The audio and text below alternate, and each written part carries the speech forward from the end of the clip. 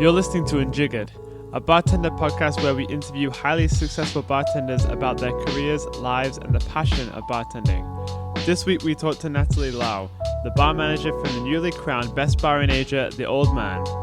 We talk with her about her start behind the bar, her time as a bartender back in the Savoy in London, and of course, The Old Man itself. With this podcast, we want to peel back the mask and discover just how the greats really became the greats. So sit back and enjoy. Hello, I'm Natalie. I'm the bar manager from The Old Man.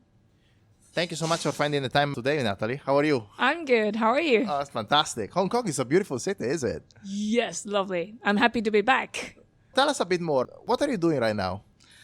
So I'm managing the bar called The Old Man in Hong Kong, which is it is quite challenging, but it's so much fun managing the bar. What's the concept behind Old Man and what made you excited about this project?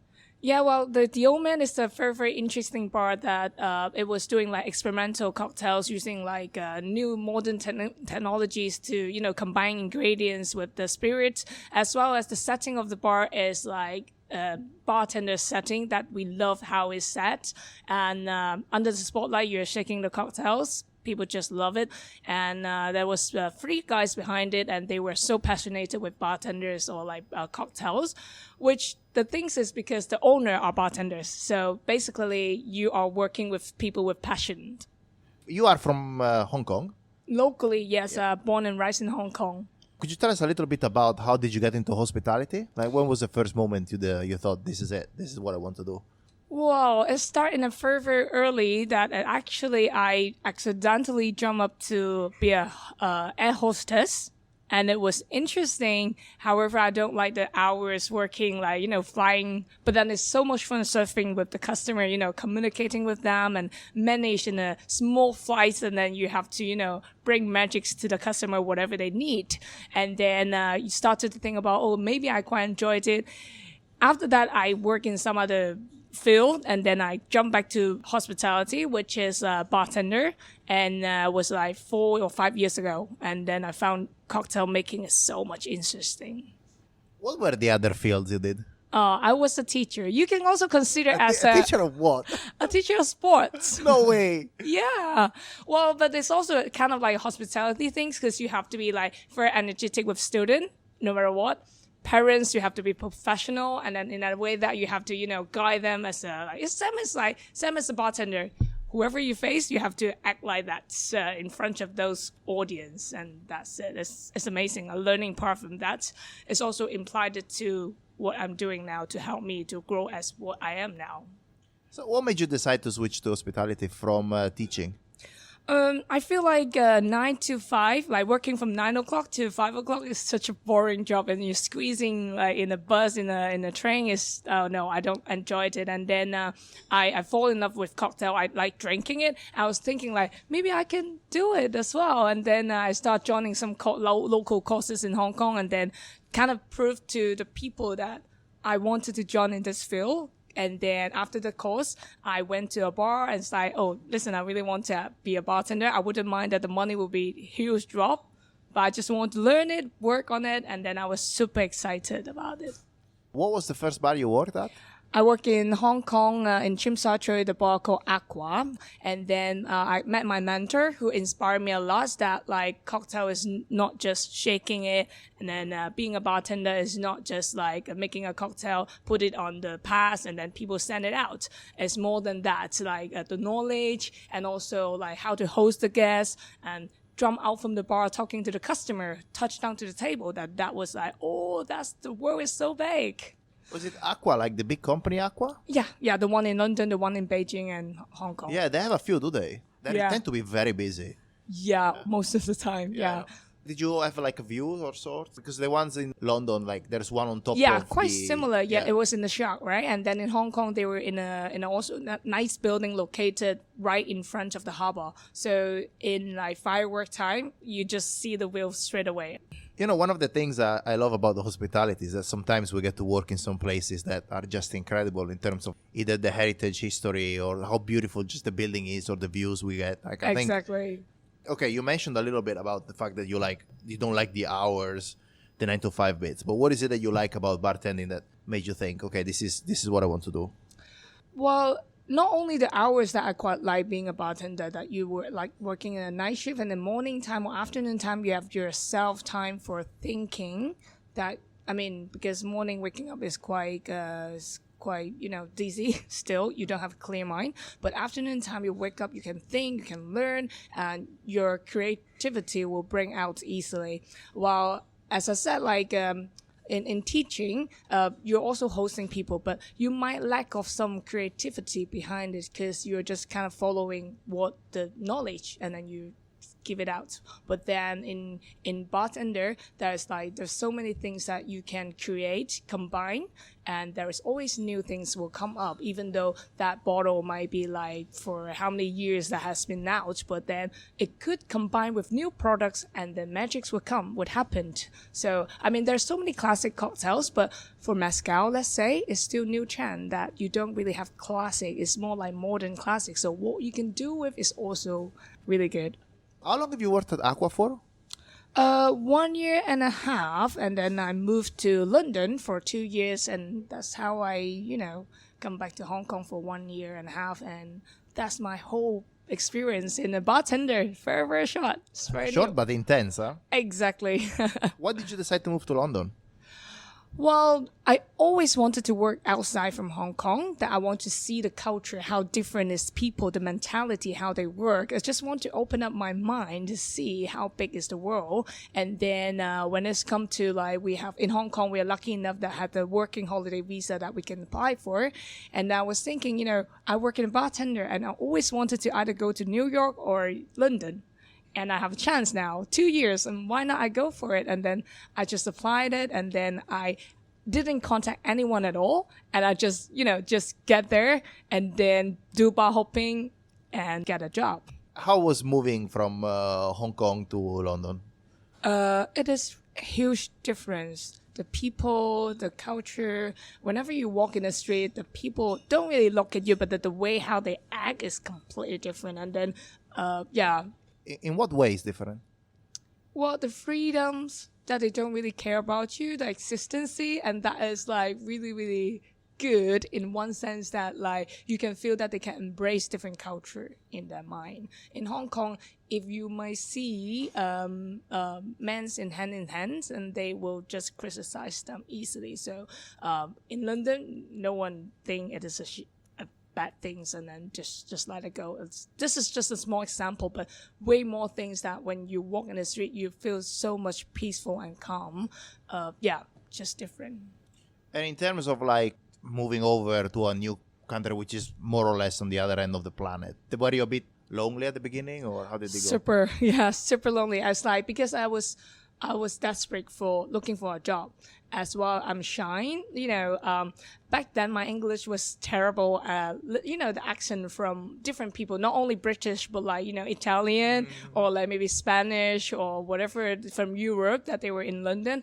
It was so hard to get what they are saying and the faces that they use. And then you really want to engage yourself with them, but it is so hard to adapt it in. So you're looking for a job and you really want to show your personality as well. And then it's so tough. And it's like, you don't have anyone to turn to somehow because of time difference, that it is a time to tell them, but they are time to sleep in Hong Kong. So that's really, really struggle for the first 2 months somehow. But later on, it's get better and better because you just, get used to the accent, and then you make friends as well. How long did it take you to get a job? 2 weeks, luckily enough. Oh, that's good. Yeah. And what did you end up doing? I was working in the Savoy Hotel, and I split myself into 2 bars, Bufo bar and the American bar. That's a very challenging position, right? It is challenging, but it is also what I wanted to, because I have only 2 years.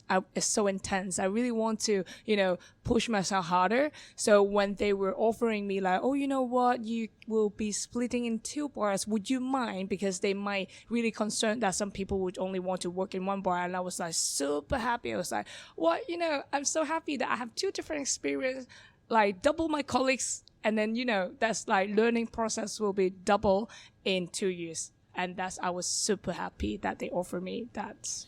You probably worked when the Bufo bar was at its peak, more or less, right? Because you worked on the pop-up menu, have you? Yes, I did work for, I think, half a year for the pop-up menu. And then you after that, switched we to the tunnel. created... Yeah. We also created the tunnel book menu.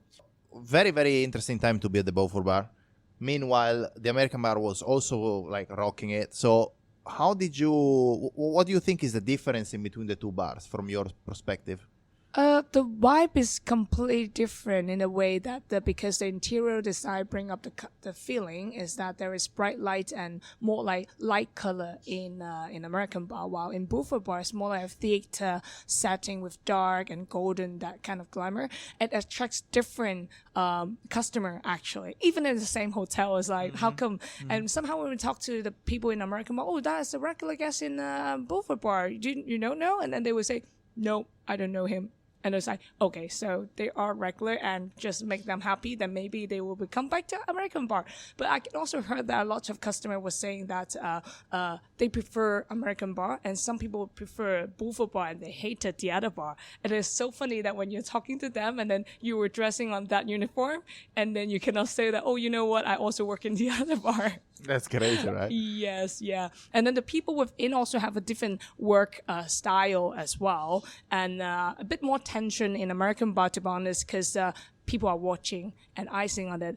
There's a worldwide, maybe like, Japanese people, they save all their money to go to American bar in once in a lifetime. And so there's like so much details you have to pay super attention into. Bufo bar will be more like, it's still like hotel bar, that kind of standards, but then you will be more fun. That kind of vibe is completely different. And then the music, the live music they play will be more funkier. They can play guitar even. And then in American bar is always piano, jazz. Yeah. Which one did you prefer between the two? It somehow it really depends because I prefer, because I also work on the floor. Like, that everyone might have the chance to work on the floor, even if you're a bartender over there. Working behind the bar in American bar is much more fun and bigger, and the size is like it's more user friendly somehow. But if it's working on the floor, in the Bufo bar is the best. Like it's fun and easy to interact with the bartender, and then the communication can go through easier. But in the setting of the American bar, obviously, is that huge room from the front door until to the bartender is like how many meters? 50 meters. It's way too far. And then the communication somehow is so hard to, go through, and the happiness or the sadness sharing within the team during the service, you cannot really go through directly. So because working in the hospitality is also, you don't only be good to customer, you also be good with your colleagues, right? So the interaction or communication during service, if you get frustrated, you also spread that message so that people can bring you up. Or if you're happy, you can cheer someone else, right? So that is the things. In a small room in Bufo bar, happy team, super, super happy and easily to, cover everyone. In American bar, they also happy team, but then it's during service, the tension is easily, got separated. Yeah. Yeah, it is a big bar, is it? There's a lot of space to cover from one side to the other. No? Yeah, and I heard a story about you. What story? I hope it was a good one. Only a good one. Yeah, and right. In the briefing, and then Declan, our bar manager in American bar, was saying like, I remember there's one time we were super busy, and then Michele was and the host. And on the floor was super busy, and there's guests walking from the host, and there's no host because the host was guiding guests already. So he jumped behind the bar, jump in front to the front, all the way walk to the host the guest, sit them down. And then he come back, because that is the hospitality. You don't not only work for yourself at the bar, that is just like 10 tickets, but then you also cover the colleagues, and that I learned from you. Oh, thank you very much. I mean, Declan only say good things about you. That's why he's a good manager, I guess. Yeah, that's true. I learned a lot from him. What were the main challenges you had when you joined the American bar and the Bufo bar, like the Savoy team? The thing is not only working in this famous bar, is also adapting the life in London, and then as I said, I only worked in Aqua only 1.5 years. How many classics that I know? How many creativities like citric acid or a malic acid? That kind of things that I learned from one bar is so limited. So when I went there, it was so challenged that there's plenty of classics that I don't know, while customer expect that you have this knowledge, as well as the customer could be smarter than you on cocktail or well knowledge than you. Not only the knowledge, but also the English barrier, because the strong accent as well is also kind of quite tough for me to talk to the customer to understand what they said. Engaging with them, how to start a conversation with customer. Somehow, it is not my first language, and then it's just hard for me to talk with them in whatever they want to talk to. Did you have any secret or trick you want to share about how you managed to overcome this barrier? It wasn't more just do it and get on with it. No, it's not. It's never only that you work 10 hours and then you work hard and 10 hours can make you become a better person.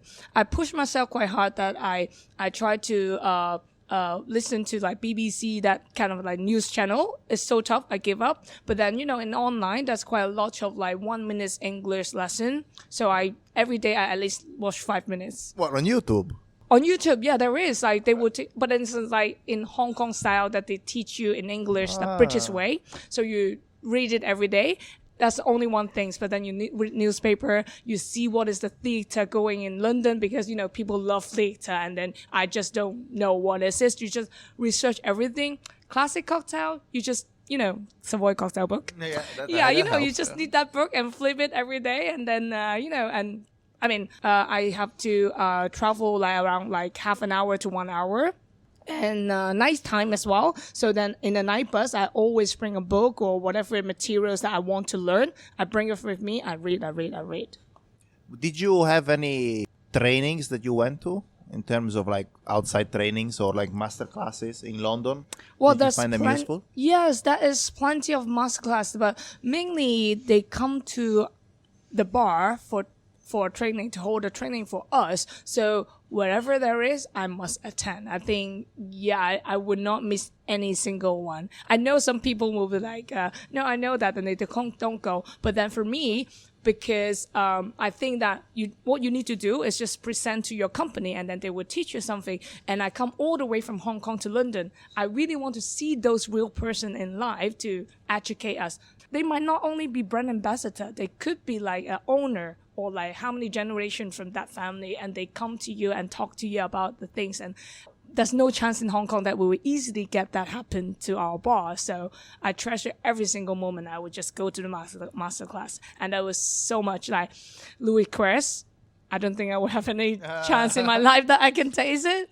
And then, Kirk and all kind of champagne training. I was wow, I love it. Did you travel around Europe a bit while you were there? Yes, I did. I tried to squeeze every single moment that I can. I've been to Scotland with one of my colleagues called Angelo. We went to Scotland for distillery trip, and then we do a bit also gin distillery, because Hong Kong cannot distill anything at all. So I just try to see as much as possible.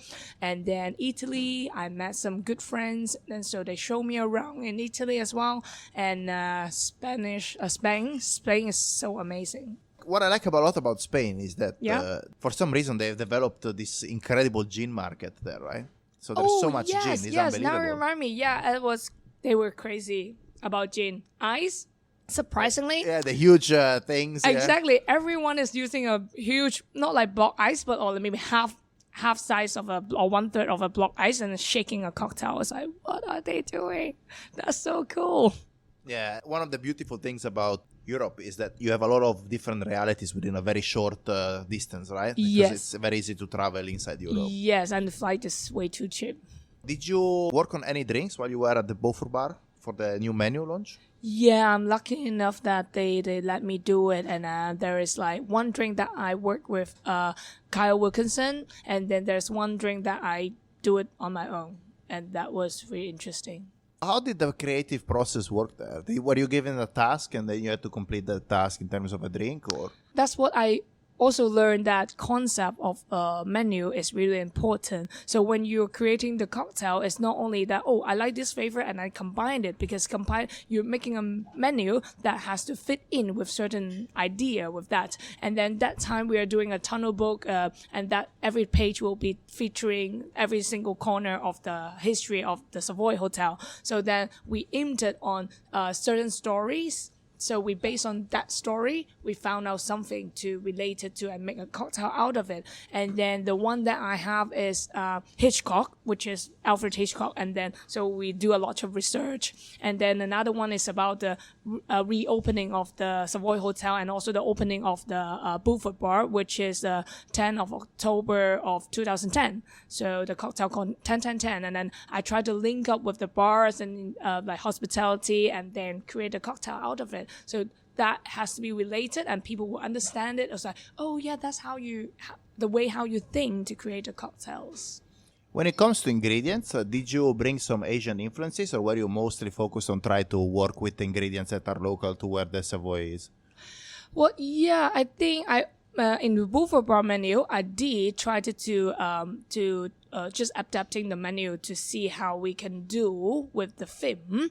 But then in American bar, I also have one the new menu that when I was there. I also have a chance to make 2 cocktails, and then I was also trying to bring like Chinese ingredients to the bar in that cocktails. Yeah. Did you find it easy to bring Chinese ingredients in, or was it a bit of a challenge? Yes, so it's a bit challenging because the sauces that you can find in the market is not a lot. Either the Chinese wine or Chinese spirit that is not that easy to find, and ingredients wise, to fit in the palates is not that easy.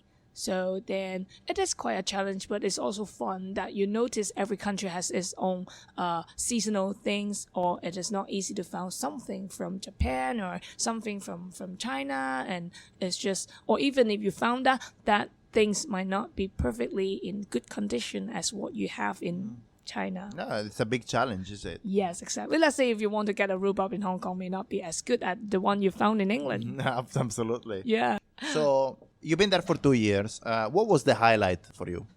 Highlight, well, no, the highlight for me, the biggest achievement is I putting my cocktails in the menu, I would say, because mainly I'm still thinking I'm very, very junior. I'm also always learning, so I didn't really join any competition, or like I'm quite shy as well, that to be like telling everyone that, oh, I'm from Hong Kong, I'm the bartender in the Savoy, and blah, blah, blah. So I'm basically, you can think that I'm just a barback working there very, very hard, like a bead. And then, yeah. What is it that you brought with you, like from a knowledge perspective, when you came back to Hong Kong? What is it that London gave you more than perhaps people who did not have the chance to go there? I think it's the hospitality, because I met a lot of people in the bar, and those people are industry people, and the way how they act or how they interact with us, I also learn a lot, like crazily a lot. And I mean, knowledge wise, is mostly myself pushing just to learn, just to read a book, but the soft skill on speaking with people, dealing with difficult guests, and that is the things that I learned from my manager there, or the colleagues, how they talk to, how they host the big people, and that's the very, very solid experience that I get from there. Do you have any things that you wish you did but you didn't do?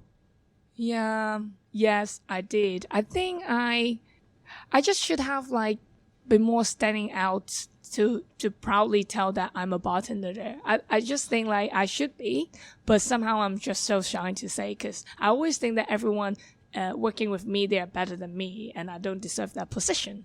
Until maybe recently, I think that I kind of understand why they hire me, is that they want also new blood, kind of like a Asian lady who might have different work ethics, or like, culture may hit to the team, that they bring up new things. But I was too shy. I think that I should adapt them You know what I mean? Like I adapt myself to them. While I should have like, stand out a little bit more, tell them that the way in Hong Kong is different.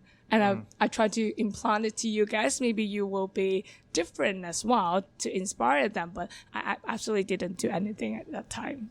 I still think that you got a lot out of it in terms of the way that you put yourself on the market out there. Because so then when you moved back here, was it a bit of a shock, or how did it go?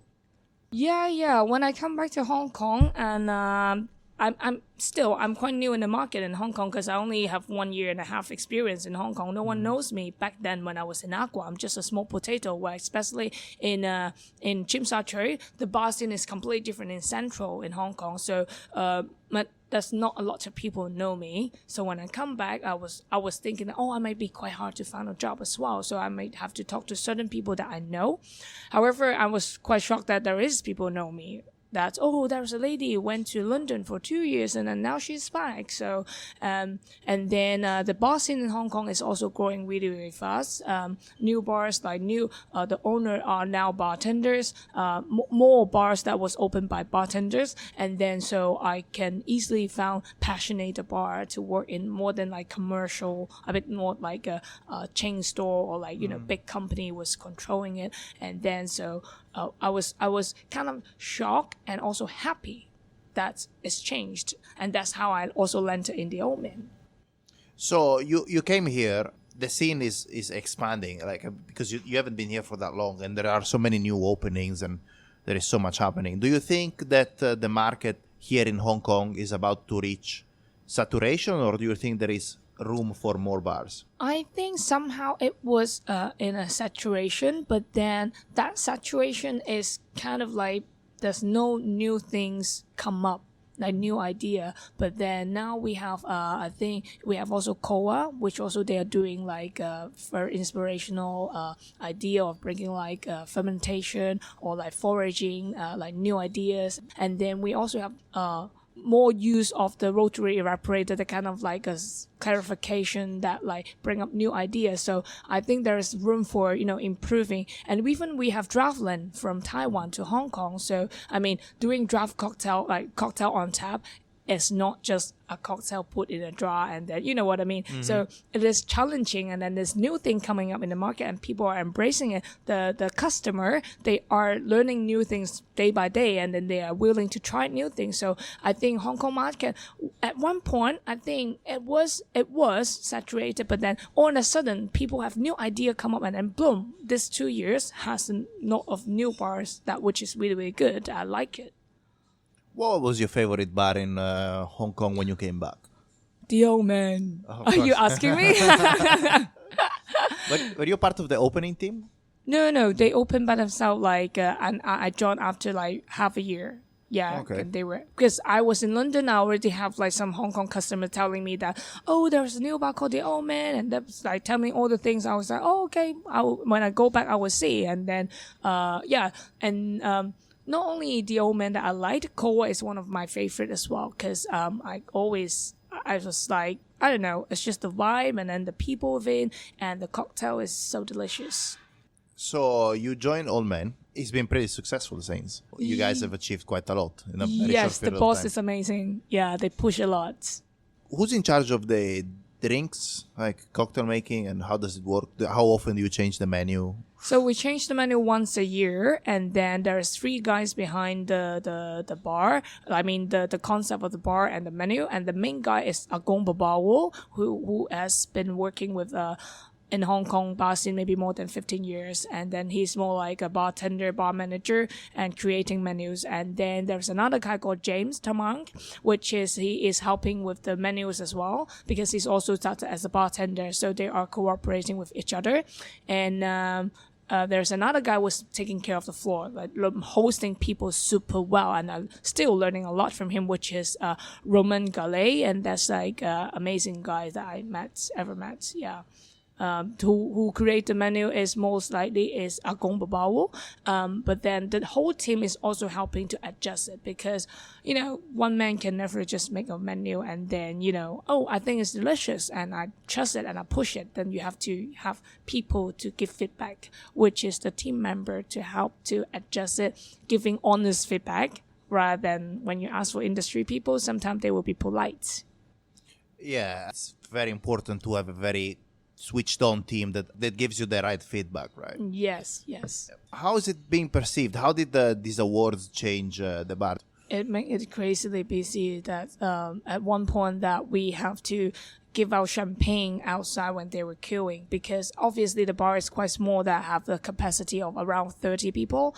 And then when people cannot get in, they are willing to wait. And that surprised us. And so since we can predict that they might have to wait for more than 30 minutes, so we just tell them that it might be 30 minutes and they still say, yes, I want to come in, so I will wait. So what we can do is just, I give a glass of champagne so that you're waiting outside with a drink. You can still chill, talking to each other.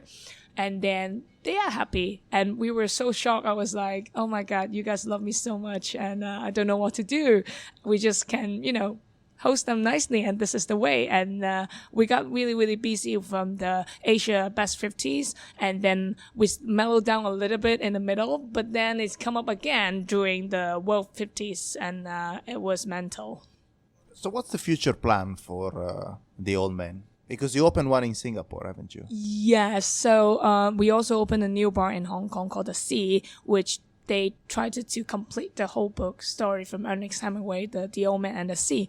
Well, the main thing is still since they opened that bar, is also they really want to educate people.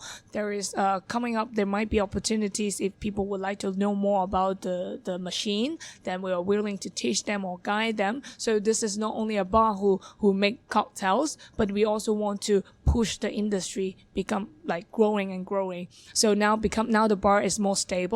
Then we are happy to, when there is industry people coming to ask questions or they want to try something from that machine, we are also helping. We never charge any money from anyone that, you distill something from us, I charge you how many $. But we always just, yeah, you can do it. When it's free, just do it. And we help each other. And so they can also understand how this machine work, and also, centrifuge or sous vide vacuum, that kind of things that we would just help them with this. How much do you rely on this equipment for the menu? That's really heavy. At one point it was, we cannot chase the need from the customer that we decided to buy another bigger machine in the office or laboratory that we were using or the kitchen. Then we were just making it for large, massive production. Before we bought that machine, we somehow run out certain cocktail. Even though we start the machine from 12 o'clock in the afternoon, and then we shut it down at 2 a.m. in the morning, and it was still cannot fulfill the needs. So, and then later on, I think there is more than 5 cocktails from the menus that was using that machine, and then there is around 7 ingredients is relying on that machine. So that is a lot while you think about how many cocktails we might sell a night, only talking about one night. So that's really crazy. You must be a quite prep heavy bar. So what time do you start preparations?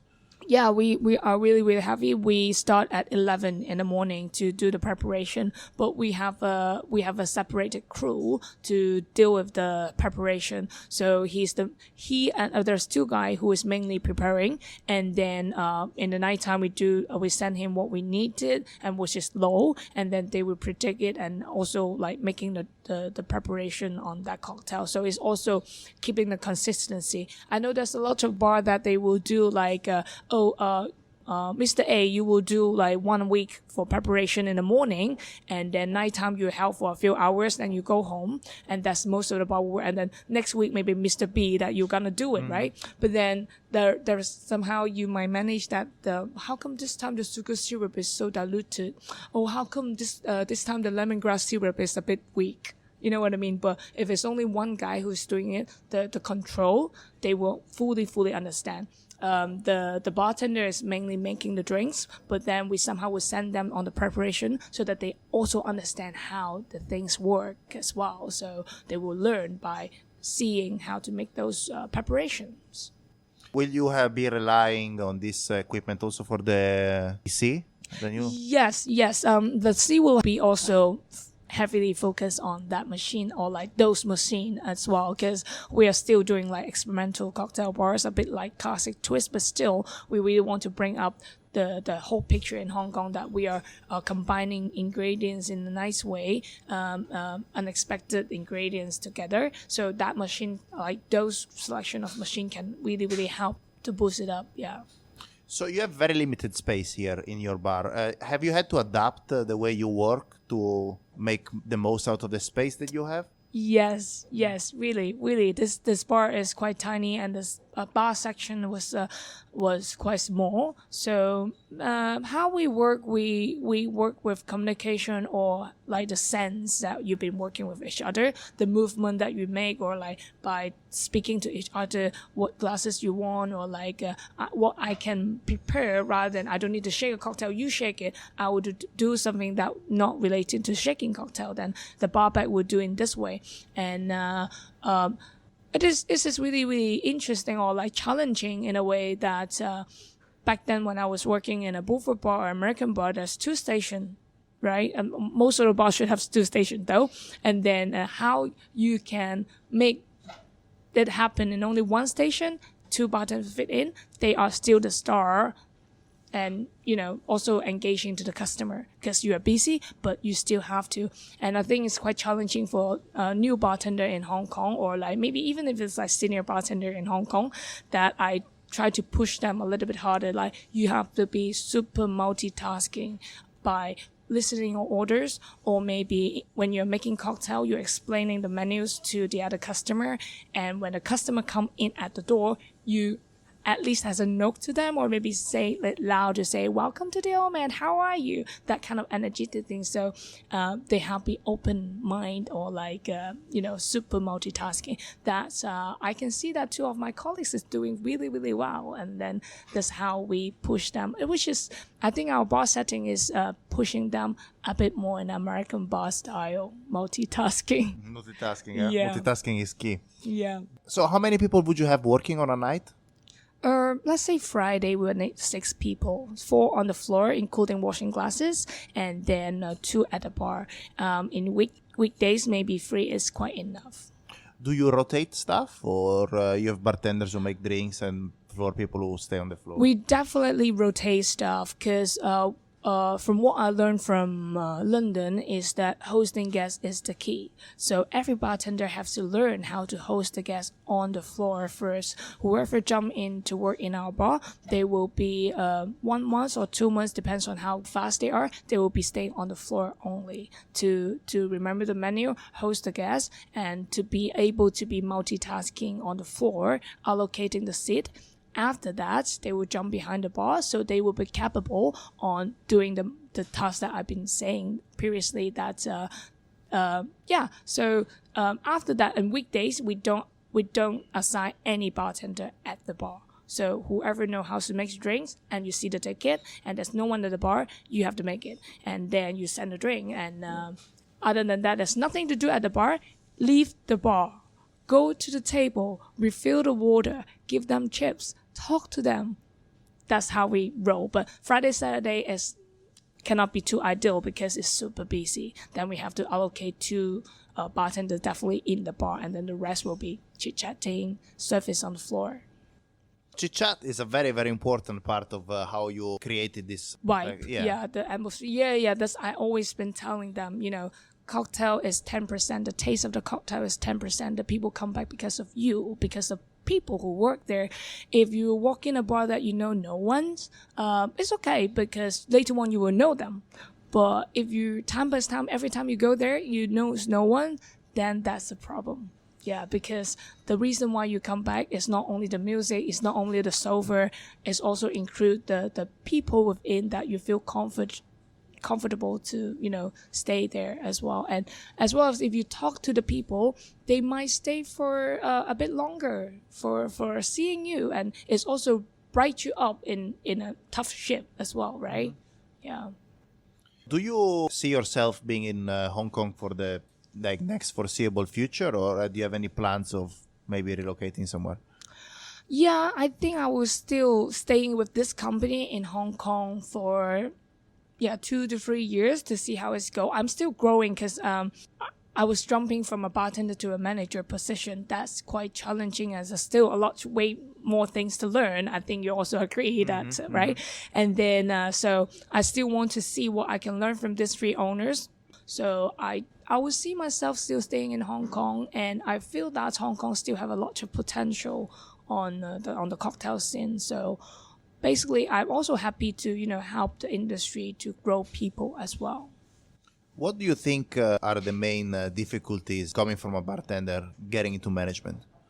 The thing is, first thing, you have to leave the bar. You're no longer shaking cocktail only. And then managing people is a very, very challenging task that when I was a bartender, I never really say no to my boss most of my time. But, everyone is different, right? You will have people say no to you when you're in a managing position, and then you feel like, oh, really? Why shouldn't I do that when I was a bartender? I should have said no to my manager to see how they react, or, learn from them. But then nowadays, when people say no to you, you still have to stay calm and peace. You are no longer in the same level as a bartender. You fight with each other. You say, no, I want you to do it. Why are you saying no to me? But then when you're a bar manager, you have to be more mature, to be in control, to understand why they're saying no or why they don't want to do it. And then also try to find a way to change their mind, to give them a brighter world on certain aspect. And then, also, stock control, how to manage the people not drinking too much drunk at work. And, Hong Kong is, some bar is completely different than hotel bars that we cannot drink, right? Exactly. I know we do, though, but then we're not crazily drunk at bar. But so that is different. It's really, really challenging. I don't know you. What do you feel like when you're jumping as a manager? I think the main challenge, as you said, is people, right? Yeah. Because we're lucky because it's already a people's business, right? So we work with guests a lot, which are people at the end of the day. Yes. It's just that then when you would step into this managerial role, it's more about trying to get people to understand why things need to be done rather than tell them what to do it. Yes. So then it's a more automatic thing, but it requires a lot of energy and effort. But exactly. I think trusting your team is very important, because at the end of the day, even if you are in a senior position, you need your team to perform, Exactly. right? And only if there's trust, they can perform. Yeah. That's great. So do you see yourself visiting Singapore anytime soon? Because you're an old man there, haven't you? Yeah, I haven't seen the old man in Singapore yet, but I really would love to go to Singapore. I think I've been to Singapore like 8 years ago, which is not, the cocktail scene haven't really, bloomed yet.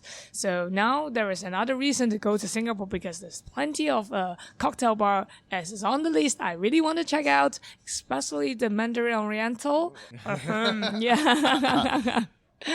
So there's the last question, which I ask to everybody who is interviewed, which is, if you're about to die, what would be your last cocktail? Oh, yeah. I would choose a corpse rifle number 2. Why? Just my favorite drink. The last drink that you can have is your favorite drink, is it? Oh, that's fantastic. Good.